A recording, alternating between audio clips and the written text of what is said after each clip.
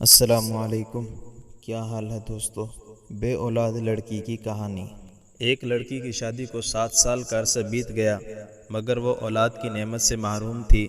اس کے خاندان دوستوں میں جتنی بھی اس کے ساتھ کی لڑکیاں تھیں، سب کوئی 2، کوئی 3 اور کوئی 4 بچوں کی ماں بن چکی تھیں۔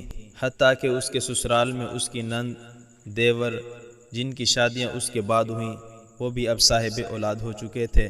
جہاں ہر وقت اسے لوگوں کی اور سسرال والوں کی چبھتی نظروں اور چبھتے سوالوں کا سامنا کرنا پڑتا، وہیں وہ خود بھی ہر پل اپنی سونی گود کی وجہ سے دکھی اور پریشان رہتی۔ اس کی رپورٹس میں بھی ڈاکٹروں نے تقریباً نا امیدی ظاہر کی، جس پر ہر وقت وہ دکھی رہنے لگی، مگر دل میں ایک امید بھی رہتی کہ اللہ سے بڑا کوئی ڈاکٹر نہیں، وہ چاہے تو کچھ بھی ناممکن نہیں۔ کبھی بہت زیادہ دل اداس ہوتا تو چھپ کر اپنے کمرے میں جی بھر کر رو لیتی۔ کوئی بھی اس کی تکلیف کو نہیں سمجھ پا رہا تھا کہ وہ اولاد نہ ہونے کی وجہ سے خود کتنی تکلیف اور اذیت سے گزر رہی ہے۔ سسرال والے تو باتیں کرتے ہی تھے، مگر سسرالی رشتہ دار ہمسائیوں کی باتیں جلتی پہ تیل کا کام کرتی، اور اس کی ساس وہ باتیں بعد میں کر دیتی کہ دل چاہتا وہ مر جائے یا کہیں دور چلی جائے ان لوگوں سے۔ پھر وہ ہر نماز میں رو رو کر بس اللہ سے ایک ہی فریاد کرنے لگ گئی کہ وہ اسے اولاد کی نعمت سے نواز دے۔ وقت گزرنے کے ساتھ جب اس کی دیورانی کے ہاں چوتھے بچے نے جنم لیا تو ساس کے طعنوں میں اور شدت آ گئی کہ یہ تو بانجھ ہے، میرا بیٹا بے اولاد رہے گا۔ پھر وہ وقت آیا کہ گھر میں اس کے شوہر کی دوسری شادی کی بات ہونے لگی۔ ایک دن وہ اپنے دیور کے بچے کو گود میں لے کر پیار کر رہی تھی کہ نہ جانے اس کے دل کو کیا ہوا، وہ بچے کو وہیں لٹا کر اپنے کمرے میں آئی اور ایسا روئی کہ سب گھر والے جمع ہو گئے۔ اس کے دل کی حالت سمجھے بنا سب یہ سوچنے لگے کہ یہ دیور کے بچوں سے جلتی ہے، حسد کرتی ہے، مگر ان جاہلوں کو کون سمجھاتا کہ اللہ نے تو اس کو ایسا دل دیا ہی نہیں جو کسی سے جلنے والا ہو۔ وہ تو ان لوگوں میں سے تھی جو اپنی خوشیاں بھی کسی اور کی جھولی میں ڈال دیں، جو اپنے منہ کا نوالا دوسروں کے منہ میں ڈال دیں۔ وہ تو بچے کو پیار کرتے وقت اپنی سونی گود سے اس قدر دل گرفتہ ہوئی تھی کہ خود پہ قابو نہ رکھ سکی۔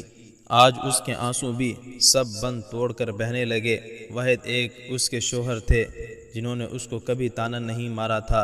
ایک دن کسی نے کہا کہ اپنے شوہر کے ٹیسٹ بھی کراؤ۔ پہلے تو اس بات پہ بہت ہنگامہ ہوا، بٹ پھر اس کے شوہر نے ہی کہا کہ کروانے میں کیا حرج ہے۔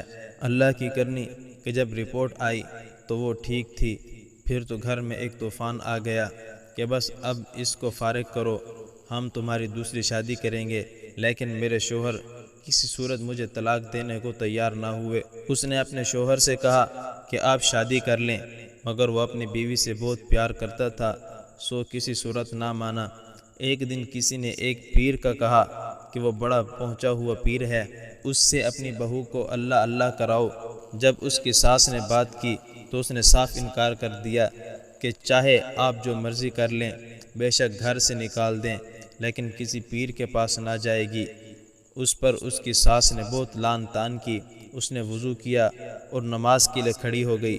جب دعا کے لیے ہاتھ اٹھائے تو ایسی رکت طاری ہوئی کہ کچھ بولا نہ جائے۔ پھر سجدے میں گر کر اللہ سے فریاد کی، یا اللہ، اگر تو نے مجھے بے اولاد رکھنا تھا تو نے مجھے اس دنیا میں عورت کے روپ میں کیوں بھیجا؟ عورت تو پوری ہی اولاد سے ہوتی ہے، پھر میرے وجود کو ادھورا کیوں رکھا؟ یا اللہ، ساری دنیا کے ڈاکٹر چاہے جو مرضی کہتے رہیں، مجھے بس تیرا ہی آسرا ہے۔ یا اللہ، میری وجہ سے میرے شوہر کو اس تکلیف، اس محرومی سے نہ گزار۔ یا اللہ، تو ہر چیز پر قادر ہے۔ تو نے حضرت مریم علیہ السلام کو بنا مرد کے شوہر کے ماں کے مقام پر کھڑا کر دیا اور ان سے اپنے محترم نبی کو بنا باپ کے پیدا فرمایا۔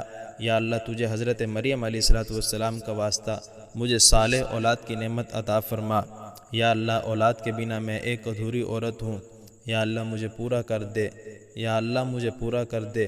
اس رات سجدے میں رو رو کر اس نے ایسی فریاد کی کہ اس کی آہ و بکا سن کر کائنات کی ہر چیز اس کی شاید سفارشی بن گئی اور اللہ پہ اس کا بھروسہ جیت گیا۔ اور چند ہفتوں بعد وہ ہوا جس کی کسی کو امید بھی نہ تھی۔